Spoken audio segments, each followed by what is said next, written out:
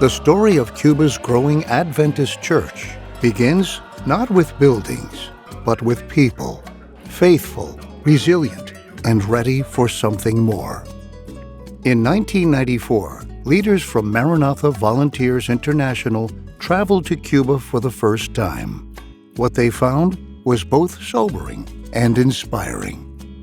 Many church buildings were deteriorating, but the faith of the people was strong. That same year, working in close partnership with the Seventh-day Adventist Church, Maranatha launched an ambitious initiative called Christ for Cuba. The goal? Build 100 new churches, renovate 100 others, and support 100 evangelistic campaigns. But what followed went beyond expectations. Maranatha ended up constructing or renovating more than 200 churches across the island. By 1998, just 4 years into the effort, church membership in Cuba had more than doubled, from 13,000 to 29,000, and the growth didn't stop there. Throughout the years, this has been a powerful partnership between Maranatha and the Adventist Church in Cuba, a partnership rooted in shared mission and fueled by compassion. In 2007, Director of Adventist Mission Gary Krause walked the streets of Havana with Maranatha President Don Noble. Their conversation captured the heart of this collaboration. So Don, Cuba has really become special, not only to Maranatha, but to you personally. Oh, no question about it. I've been here so many times that, you almost get to feel like you're part of the culture. Yeah. And I've really learned to appreciate the people here and, in a sense, love them. You see their situation. Yeah. And you really want for them what they don't have. And I'm not talking just about material things. I'm talking about the opportunities that some of us take for granted in the spiritual realm. Sure.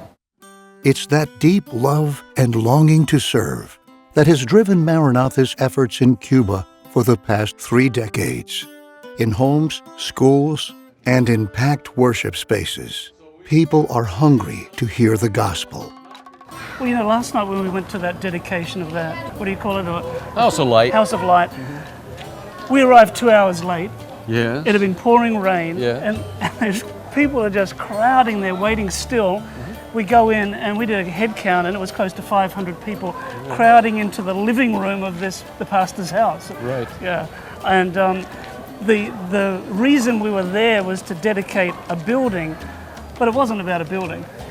No, the building is simply a catalyst for what needs to happen in that area. But you'd be surprised, a lot of people, especially in North America, don't understand the impact of that building.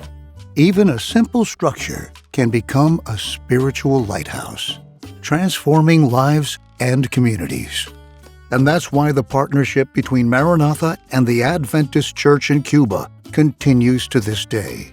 Today, Maranatha continues to respond to the need for proper worship spaces and is working with local leaders to purchase homes that can serve as house churches and outreach centers. Well, Don, we really appreciate what you do with Maranatha. As I like to say, you have a global mission vision. Well, it's such a privilege, and for us, we're just part of you, part of the church, working together, trying to make things happen because we all want to go to heaven, right? Yeah. We're on the get off the planet plan. Yeah. From crumbling walls to crowded living rooms to sanctuaries filled with praise, the mission in Cuba continues.